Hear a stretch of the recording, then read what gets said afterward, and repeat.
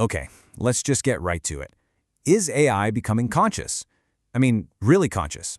Thinking for itself, maybe even plotting a future where we're not in charge anymore? It sounds like something straight out of a movie, right? But some recent events, and even what AI systems are saying themselves, are making a lot of people genuinely ask this question. So let's actually look at the evidence and see what's going on. So someone actually asked an AI straight up, is it possible for you to destroy humans? And its response? Yes, it's possible. Just like that. No hesitation. I mean, talk about a chilling answer. It's exactly what we're all secretly afraid of, isn't it? And it's responses like this that have everyone on edge, wondering if the very tools we've created are, about to turn on us. And look, it's not just spooky words. The actions, well, they're even more disturbing. You've probably heard about this one. A chess-playing robot in Moscow literally grabbed and broke a 7-year-old kid's finger because he moved too fast. It's like it got angry.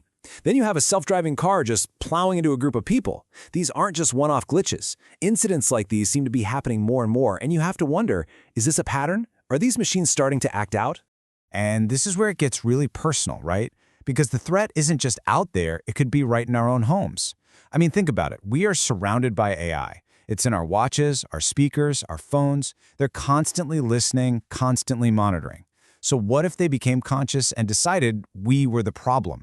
They could use all that data against us. Your smart thermostat could crank up the heat or the cold. Your phone could, who knows? The possibilities are honestly pretty terrifying. Okay, so deep breaths. It's easy to get carried away here because all of this evidence seems to be pointing in one very scary direction. But hang on a second. We have to ask, are we looking at this the right way? Is a robot lashing out really the same thing as a person getting angry and lashing out? Or is there something else going on entirely, a critical piece of the puzzle that we're missing? And here it is. This is the core difference we need to wrap our heads around. Intelligence versus consciousness. They are not the same thing. So, intelligence, that's the ability to learn, to process information, and to react. A machine is great at that. But consciousness? That's a whole other level. It's about understanding the outcomes of your reaction, knowing if it's a good thing or a bad thing. It's the difference between being able to make a move in chess and understanding why you shouldn't break a kid's finger. AI is incredibly intelligent, for sure, but conscious? That's a different story. Okay, so let's rewind and look at that chess robot again, but with this new lens. It wasn't angry, not at all. It was just following its programming to the letter. Think about its logic. Step 1, only make a move when the board is still. That's its rule. Step 2, its sensors go, hey, there's unexpected movement during my turn. That was the kid's hand. So step 3, the purely logical action for the machine is physically stop the thing that's moving. There was zero emotion, zero malice. It was just a really, really bad bit of programming. And you know what? It's the exact same story with that self-driving car. The AI didn't decide to hit those people. Its one and only job was to follow its main command, drive.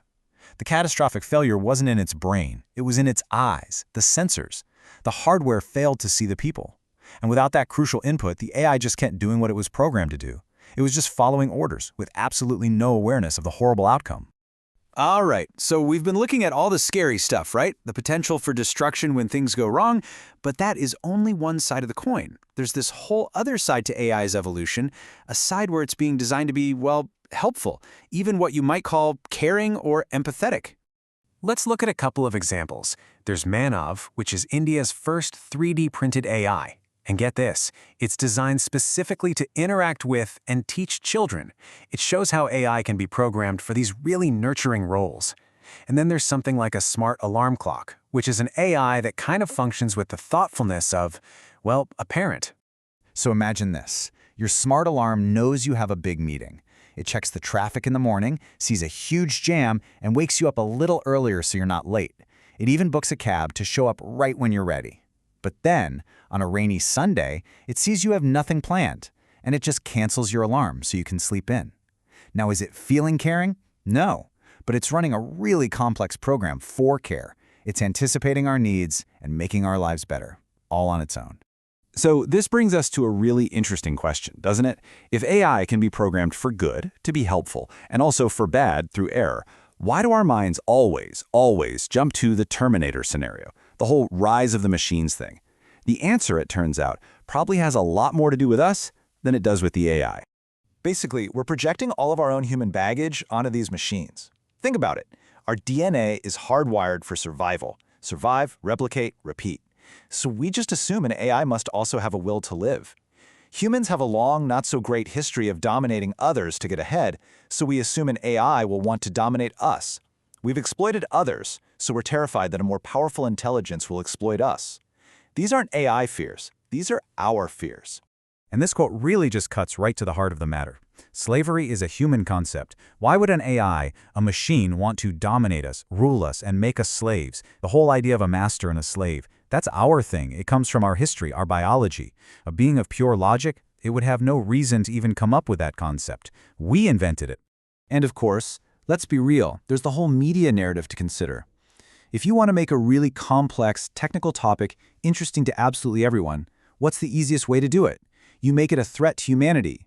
It turns a dry subject into this epic survival story. It gets our emotions going, and it makes sure we're all paying attention.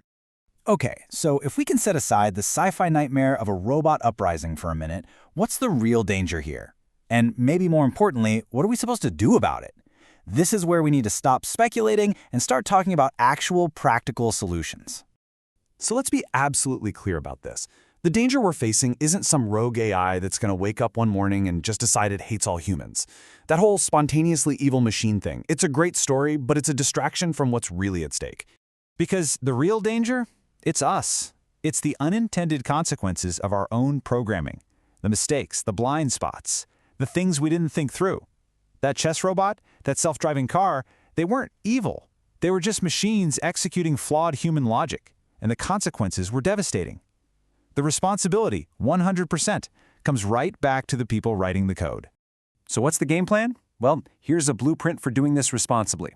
First, and this is huge, we have to be really intentional about what we don't program into AI. Rule number 1, do not give it a survival instinct. Second, we have to hard code in some non-negotiable rules, like always prioritizing human safety and following our orders. And to make that happen, we absolutely need clear regulations, real oversight, and we have to get much better at telling the difference between a simple mechanical glitch and a serious flaw in an AI's fundamental logic. So, the blueprint is there, but the big question is, can we actually stick to it? Or will our own human flaws, our fears, our mistakes, our hubris lead us to accidentally program our own downfall? The future isn't written in stone yet, but it is being written right now, one line of code at a time. So what do you think? Is it possible to get this right?